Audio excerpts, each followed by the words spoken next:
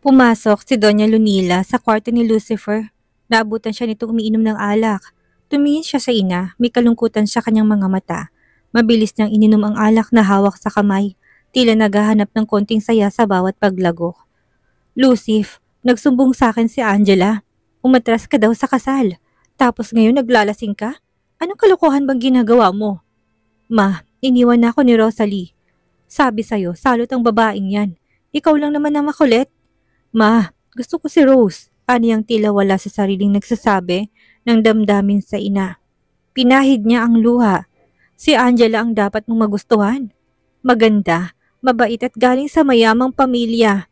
Hindi na lamang siya kumibo at patuloy na uminom. Kinuha ng ina ang bote mula sa kanyang kamay. Tama na yan, ituloy mong kasal kay Angela at bumuo ng sariling pamilya. Importante may maganda kang pamilyang makikita ng publiko. Anong klaseng pamilya? Kagaya ng pamilya natin, walang pagmamahalan? Akala niyo ba, hindi masakit para sa akin na makita kayong ganito? Nagkukunwari kayong walang problema at masaya. Pero alam ko na may mga sekreto kayong tinatago. Hindi mo alam ang buong kwento, anak. Hindi madaling lahat ang desisyong ginawa namin. At hindi ko rin gusto na makita kang nasasaktan. Pero importante ay may maganda kang buhay. Bilyonaryo ka. Nabibili at nagagawa mong anumang nais mo. Tang-inang pera yan. Lucif, ang bibig mo. Hindi namin mahal ng daddy mong isa't isa, pero magandang imahe namin sa mundong ginagalawan namin. Natututunan ng pag-ibig. Kung napag-aaralan ng pag-ibig, bakit hindi nyo din mahal si daddy ng isa't isa? Natigilan ng kanyang ina at hindi nakasagot. Bakit ba buhay namin ang pinag-uusapan natin? Ayusin mong relasyon mo kay Angela.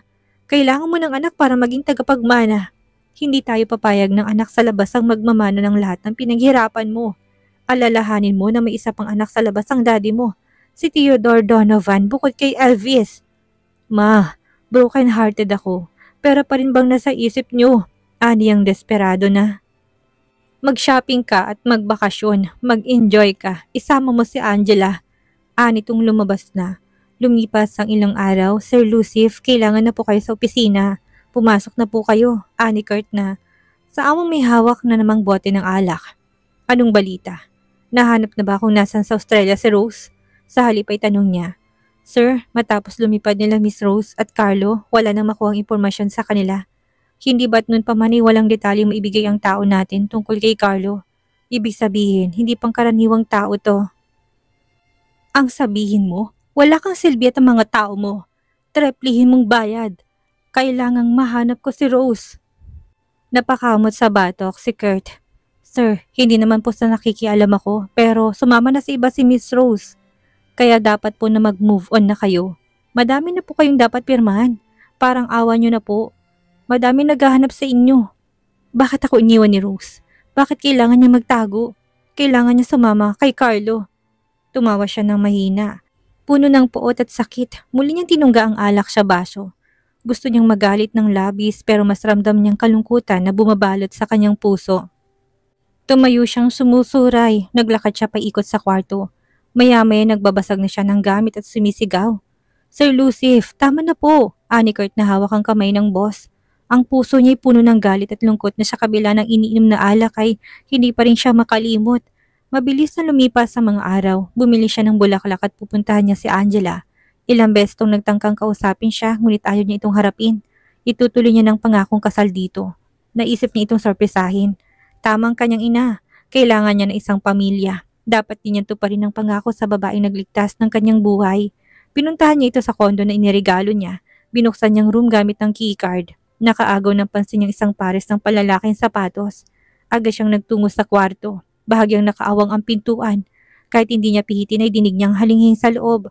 Lumapit siya't mula sa siwang ay tanaw niya ang pagtaas sa tuba ng katawan ni Angela sa ibabaw ng isang lalaki. Binuksan niya ang pinto. Napatigal si Angela at ang kaulayaw nito. Lucifer, magpapaliwanag ako. Ani Angela na hindi alam kung paano dadamputin ang mga damit na nagkalat sa sahig. Nagmamadaling tumakbo ang lalaki sa labas ni hindi niya ito hinabol. Wala rin siyang sakit o galit na nararamdaman. Kahit na pride niya ay hindi natapakan, manhid niya yata siya. Humawak sa braso niya si Angela. Lucif, mali ang iniisip mo. May ibang dahilan bang nakita ng dalawang mata ko? Bukod sa pagtataksil mo? Lucif, I'm hurt. Una, hindi matutuloy ang kasal natin. Pangalawa, pinagtatabuyan mo ko. Ano gusto mong gawin ko? Please, try to understand me. Tao lang ako at may pangangailangan. Ni hindi mo nga ako hinahalikan man lang kung hindi pa akong unang hahalik. Sabi mo, ayaw mo kong galawin dahil ginagalang mo ko. Maghintay ka mo na makasal tayo. Lucif, gusto ko na makipagtalik pero pinagkakait mo sa akin. Sapat na dahilan ba yan para makipagtalik ka sa iba? Lucif, may nangyari din sa inyo ni Rosalie noon pero inunawa kita. Angela, nagpunta ako dito para sana ituloy ng kasal natin. Pero wise decision pala na hindi tayo nagpakasal. Ganito na lang, I will always be responsible sa'yo. Aalagaan kita sa suportahan pero hindi na tayo magpapakasal. Aniyang tinalikuran ang babae. Lucifer, patawarin mo ko. Babawi ako. Ngayon ko lang ginawa to. Na-depress lang ako sa pambabaliwala mo sa akin. Kaya ibinaling ko sa ibang atensyon ko. Pero ikaw ang mahal ko. Please, alalahanin mo na sinuong kong sariling buhay ko para lang mailigtas ka. Ani Angela na humahagulhol. Niyakap siya nito ng mahigpit. 5 taon ang mabilis na lumipas. Maraming nangyari at nabago. Maraming tao sa paliparan na pawang abala. Mababaka sa matinding kalungkutan at pag-aalala sa mukha ni Rosalie, habang kargang isang batang babae na 4 na taong gulang. Ang ngiti ng anak na si Zara na nasa kanyang mga bisig ang tanging nagbibigay sa kanya ng lakas ng sandaling yun. Habang naglalakad sila papunta sa baggage claim, ay hindi niya maiwasang pangamba sa kanyang pagbabalik sa bansa. Magsisimula siyang muli na puno ng takot at pagkabahala. At hindi na siya nag-iisa ngayon, may kasama na siyang anak. Lumabas sila mula sa terminal, binaybay ang daan patungo sa sakyan ng mga taong nag-aabang sa pagdating ng mga mahal sa buhay. Mula sa ibang bansa, mabigat ang kanyang katawan, ang bawat hakbang ay tila isang challenge. Hindi niya inaasahan ang pagbabalik sa bansa matapos ang matagal na paglayo. Ngunit wala siyang ibang pagpipilian, kailangan niyang maghanap ng lunas para sa anak na may malubhang karamdaman. Baka sa mukha ni Zara ang pagod sa tagal ng biyahe, kaya nakasandal ito sa kanya habang sila'y naglalakad. Susunduin sila ni Lena. Nakita niya ito na masaya na kumakaway. Rose, yan na ba yung inaanak ko? Napakagandang bata. Kamukhang kamukha mo maliban sa matang nakuha sa... Anitong pinisil sa pisngi ng bata na kaagad nagbigay ng ngiti sa ninang na madalas itong makita sa video call. O tama na, huwag mo nang ituloy. Tulog ang bata habang nasa biyahe. Anong plano mo? Untag ng kaibigan sa pananahimik niya. Kailangan ni Zara ng stem cell transplant. Perfect match at less complications kapag sa kapatid niya ang donor. Kailangan kong mabuntis ulit ni Lucif upang magkaroon ng kapatid si Zara at magamit ang cord blood. Determinado niyang sabi. Rose, paano gagawin mo? Tsak na galit sa'yo si Lucif. Kahit nga ako hindi kinakausap. Gagawin ko lahat upang akitin siya at mabuntis ako. Wala akong hindi gagawin para kay Zara. Buti pumayag si Carlos sa gagawin mo. Hindi siya payag, ngunit wala siyang magagawa. Hindi madaling humanap ng perfect match. Susunod siya dito, may tinatapos na trabaho sa Australia. Alam mo bang hindi natuloy ang kasal nila Lucif at Angela? Walang linaw kung anong dahilan, pero sa mansyon pa rin nakatira si Angela. Baka live-in sila. Ayaw niya makatanggap ng kahit na anong balita tungkol kay Lucif. Kaya inawat niya kaagad ang kaibigan kapag nagkakwento. Pero hindi niya inasahan na babalik siya. Kailangan niya ng mga detalye. Aakitin niya ito upang mabuntis. Ang kanyang mga alalahanin na hindi lamang nakatuon sa kalusugan ng anak, kundi pati na rin sa emosyonal na bigat ng muling paghaharap nila ni Lucif. Paano niya ito lalapitan? Lena, alamin mo kay Kurt ang mga lakad ni Lucif. Kailangan magtagpo kami ulit na parang hindi sinasadya. Aniya sa kaibigan. Bes, ako ang kinakabahan sa gagawin mo. Ipagtapat mo na lang sa kanya na may sakit si Zara at kailangan mo ng tulong niya. Hindi, magugulo lang. Tahimik ng lahat. Ilang gabi lang ang kailangan ko. Kapag nabuntis ako, ay babalik kami kaagad ng Australia. Sige, tutulungan kita. Humingi na ako ng leave. Ako na muna mag-aalaga kay Zara. Gusto ko din na tumigil na muna sa trabaho, sabi ni Lena. Maraming salamat. Kailangan nga ng tulong nila tatay sa pag-aalaga. Isang marayang gabi ang bulwagan ay puno ng mga naglalakihang ilaw at kumikinang na dekorasyon. Ang isang malaking ballroom sa isang mamahaling hotel ay punong-puno ng mga negosyante, mga politiko at mga kilalang personalidad. Isang malaking birthday party ang nagaganap, isang okasyon na inorganisa ni Don Baron, isang kilalang negosyante sa bansa. Sa isang bahagi ay nakatayo si Rosalie, Nakasuot ng isang eleganteng gown na nagpapakita ng kanyang alintog. Ang kanyang buhok ay nakalugay ng maayos at may manipis siyang make-up. Alam niyang maganda ang kanyang itsura base sa dami na napapalingon sa kanya. Babae man o lalaki, puno ng pangamba ang kanyang mga mata habang hawak ang isang baso ng alak. Sinubukan niya magmukhang kalmado at hindi alintana sa mga tao sa kanyang paligid. Pinilit niyang maging komportable, ngunit ang puso niya hindi mapakali dahil sa loob ng 5 taon ay sasadya niya makita si Lucif ngayong gabi. Aakitin niya ito, hindi siya mag-aaksaya ng oras.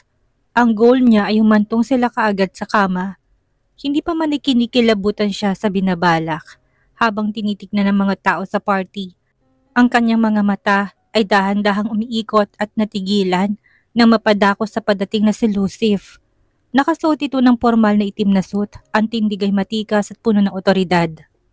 Still breathtakingly handsome, si Lucifer ay naglalakad patungo sa isang grupo ng mga negosyanteng nag-uusap. Ngunit ang mga mata nito ay natigil sa kanyang kinatatayuan. Tila siya na paralisa na magtama ang kanilang mga mata. Parang tumigil ang oras. Ngunit nilagpasan lamang siya nito na tila hindi siya kilala. Napanunok siya. Hindi siya dapat panghinaan ng loob. Ang bawat galaw ng kanyang katawan ay tila isang sining na sadyang ipinapakita upang makuha niyang atensyon ng kanyang target. Ang mga mata niya ay puno ng emosyon at nakatuon lamang kay Lucif. Uminom siya ng alak sa kanyang baso upang kumuha ng tapang. Matapos ang 5 taon ng pagkakalayo, walang anuman na nakapagpigil kay Rose na magsimula ng isang bagong laro magliligtas sa buhay ng kanyang anak. Naglakad siya palapit kay Lucif, kahit naramdam niyang tila tanika lang nakasabit sa kanyang paa sa bigat ng kanyang bawat hakbang. Matamis siyang ngumiti sa dating asawa. Ang tono ng kanyang boses ay may halong lambing. Lucif, hindi ko akalain na makikita kita dito. Ani ang halos pabulong ngunit may pang-akit. Lumingon ito at nabigay ng malamig na tingin. Ang mga mata nito'y naglalakbay mula sa mukha niya na humagod sa kanyang magandang katawan na hindi kayang itago ng eleganteng gown. Uminom siyang muli ng alak dahil ramdam niya ang panlalambot ng tuhod. Do you miss me? Ani ang bahagyang lumapit kay Lucif. Pinalanghap niyang sadya ang kanyang pabango, tila atakihin sa puso si Rosalie sa muli nilang pagkikita ni Lucif. Bakit parang hindi siya kilala o nakita nito? Nagka-amnesia ba ito o sadyang matindi ang galit sa kanya? Pakiramdam niya bumalik siya noong inaakit niya ito. Mararanasan na naman niya ang kalupitan ng lalaki pero wala siyang hindi kayang pagdaanan upang gumaling ang anak. Kahit na langit man o impyerno ay susuungin niya. Walang nabago sa taglay nitong kakisigan, kundi ang mas lalo itong naging mature at mas batak ang katawan nito sa gym. Walang araw na hindi niya ito iniisip, kahit nasa Australia na sila ng anak nakatira. Paano'y sa tuwing tititigan niyang mata ni Zara, ay nakikita niyang dating asawa. Pumainlan lang pa ang isang malamyos na awitin ng isang sikat na pianist. Tila background music sa kanilang muling pagkikita. Ang mga kamay niya ay bahagyang humaplos sa braso ni Lucif at ang kanyang tinig ay naging mas malambing. Ang tagal nating hindi nagkita, ani ang pinigil ang panginig ng labi. Ang malamig na titig ni Lucif ay naging matalim, tila nahiwa ang puso niya. Napatras siya ngunit muli inilapit ang katawan sa dating asawa. Bakit nagbalik ka pa? Lumayo ka sa akin dahil baka ko nang magawa ko sa'yo. Pati salita nito'y nakakasugat. Ang luha niya nagbabadyang pumatak. Tinutok niyang kanyang mga mata kay Lucif at na may kasamang malanding ngiti. Lucif, minsan kailangan mong bumalik upang malaman ko anong mga bagay na talagang hindi mo kayang bitawan. Katulad ko, hanggang ngayon, ikaw pa rin. Ilang ulit siyang lumunok upang masabi ang linyang ilang ulit niyang minimorya. Kailangan nilang humantong sa kama. Pero sa itsura ni Lucif ngayon, parang sa boxing ring sila matutuloy. 5 taon nang lumipas, ngunit ang galit nito ay tila nag-aalab pa rin. Paano niya ito yayayaing makipagtalik? Ngumiti siya ng matamis, ngunit sa halip na gumanti ito ng ngiti, nalilisik ang mga mata nito na nagsasabing kung hindi siya aalis, ay may masamang mangyayari sa kanya. Tila gusto niya nang bumalik sa Australia, ngunit hanggat walang gamot para kay Zara, ay hindi siya aalis. Lucif, kalimutan natin ang nakaraan, kahit ngayong gabi lang. Hindi mo ba ako na-miss? Ani ang pilit, kinalma ang boses. Nakita niyo pagtaas sa isang sulok ng labi nito. Matagal ka nang patay para sa akin, Rosalie Alawi. Layuan mo ko, kung ayaw mo kalat ka rin kita sa impyerno. Ngunit ang tensyon sa pagitan nilang dalawa ay parang isang bulkang galit na hindi pa sumasabog. Hinawi siya nito upang salubungin ang pagdating ni Angela. Lucif! Nakangiting tawag ni Angela. Pinatong ni Lucif ang kamay sa likod ng babae at dahan-dahang inilapit ito sa kanyang katawan at hinalikan sa pisngi. Tila nakakita ng multo si Angela nang makita siya. OMG! Rosalie, ikaw ba yan? Ang tagal mong nawala. Balita ko nag-asawa ka na't may anak. Anitong alam niyang pinipigil ang pagmamaldita dahil kaharap si Lucif. Angela, tara na sa kabilang table. Hindi ba ganda simoy ng hangin dito? Ani Lucif at tinawakan ng kamay ni Angela upang ilayo. Mabilis na gumana ang isip niya. Kakainin niyang lahat ng hiya. Hindi siya dapat magsayang ng oras. Nakita niya si Lucif na naglakad palayo upang sagutin ang telepono. Isang magandang pagkakataon na masolo niya ito. Agad siyang sumunod sa gilid ng garden. Kahit hindi na sa kama basta mag-sex sila, hinintay niya na matapos ang pakikipag-usap nito sa telepono. Huminga siya ng malalim. Lucif, tawag niya at nginitian niya ito ng ubod tamis. Bakit nandyan ka? Walang tugon mula dito'y nagumpisa ng layuan siya. Hinabol niya ito. Pwede ba tayong mag-usap ng masinsinan? Let's go somewhere na tayo lamang. Ang mga kamay niya dahan-dahang humaplo sa braso ni Lucif. Ang kanyang katawan ay bahagyang dumikit sa balat nito. Alam niya kung paano akitin ng isang Lucif Donovan. This time kailangan niyang galingan. Inangat niya ang mukha at tinapat ang labi malapit sa lalaki. Nalanghap niya ang mabangong hininga nito. I miss you so much, Lucif. Anang ipinatong ang kamay sa dibdib ng dating asawa. Umaasa siyang magbabalik ang lahat ng damdamin at ugnayan na nawala sa nakalipas na mga taon. Si Lucif ay humakbang paatras. Iniwasan ang presensya niya. Tila huhulagpos ng pasensya nito. Ang malaking kamay nito ay dumapos sa kanyang leeg at tinigpitan ng hawak. All I want to do is to squeeze your neck right now. Nagkakamali ka ng desisyong muling bumalik sa San Marcos. Napakapit siya sa kami nitong nananakal. I'm sorry, Lucif. Pinagsisisihan kong ginawa kong pangiiwan sa'yo. Ani ang habol ng paghinga. Binitawan siya nito. Inubo siya. Akmang lalayo na to, hinabol niyang braso ng lalaki. Hindi ako manggugulo. Gusto ko lang makasama ka ng ilang gabi. You know, just like the old times. Have good sex and then I'll be gone. Hindi niya na alam kung saan siya humugot ng lakas ng loob upang masabi ang ganung bagay kay Lucif. Alam mo, kahit hawakan ka lang nadidiri ako sa'yo. Pinagsawaan ka ng ibang tao. Tapos iaalok mo sa akin ang sarili mo. Hindi ka ba nakontento sa asawa mo? Oo, ibang pakikipagtalik sa pagitan natin dalawa. For sure, you miss my body too. Tingnan mo, namumulang mukha mo. Let's satisfy each other. Namumulang mukha ko sa galit. God knows kung gaano ako nagpipigil na. Hindi mo kailangang pigilin ang nararamdaman mo. Let's have play. Kahit sa kotse mo o dito sa damuhan. I don't care. Ani ang lumingaw sa paligid. Minura niya sarili sa mga lumabas sa bibig, ngunit mukhang effective. Dahil namula lalo mukha tenga ni Lucif. Hindi nga niya lang alam kung sa init o sa galit. Sana sa init ng katawan, sinamantala niyang pagkabigla ng dating asawa. Tinangka niyang alisin ang sinturon, ngunit mabilis itong inawat ang kanyang kamay. Nanginginig ang buong katawan niya, ngunit kailangan niyang mabuntis. Kahit na magmakaaway gagawin niya, tinulak siya ni Lucif ng malakas at tumagi siya sa damuhan. Don't dare come near me again. Patay ka na't wala ka nang babalikan. Lucif! Tawag niya kaso natapilok ang paa niya dahil sa taas ng takong na sapatos. Hindi niya na nagawa pang humabol nang mawala sa paningin niya si Lucif sa karamihan ng mga tao. Paika-ika siyang lumakad, namaga at nagasgas ang paa niya.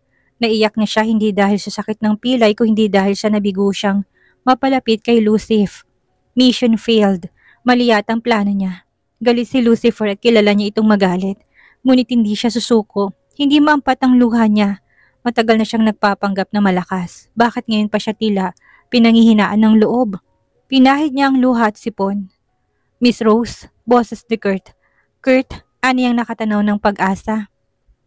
Pinapapunta po kayo ni Sir Lucif sa room 509. Heto po ang keycard. Ani Kurt ni inabot sa kanyang susi.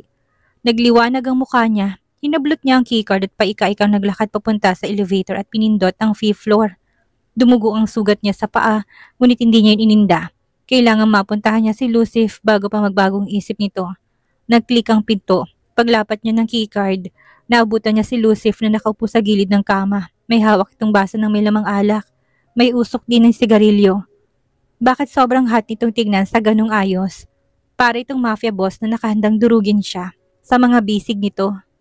Pinahid niyang bakas ng luha at inayos ang nagulong buhok. Ngumiti siya ng matamis. Sabi sa'yo, you can't resist me. Ani ang sinimulang alisin ang botones ng dress na hindi niya naaalis dahil sa panginginig ng kamay. Binuhat siya ni Lucif. Hinawakan niyang pisngin nito. Napatitig siya sa labi nitong nananabik siyang matikman. Inihagi siya nito sa kama. Akmang lalayo to kaya hinila niyang kwelyo ng damit nito. Lumayong lalaki tinilang kanyang dalawang paa. Tinignan nito ang sugat niya. Mamaya na yan, hindi masakit. Iba ang gusto kong gawin natin. Ani ang inalis ang bara sa lalamunan. Nagiging liberated palang mga babaeng galing sa ibang bansa.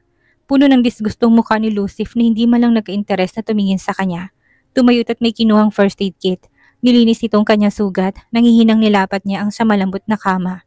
May tumulong luha sa kanyang mga mata. Ayaw niyang manggulo sa buhay ni Lucif.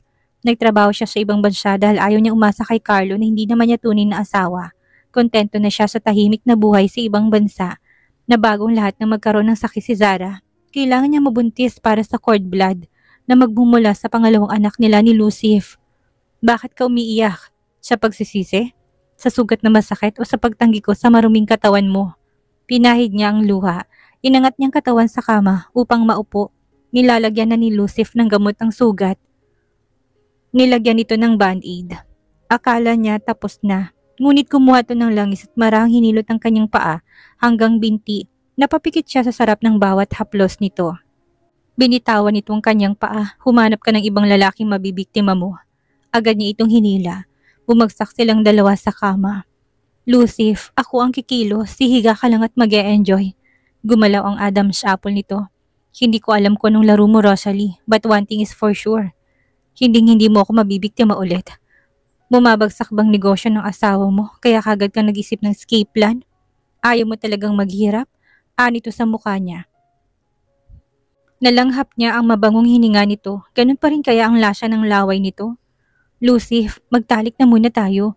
Mamaya na tayo mag-away. Kahit na ilang rounds. Ako ang kikilos. Hayaan mo paligayahin kita para makabawi ako sa'yo. Madaming babaeng nagpapaligaya sa akin. Higit na maganda.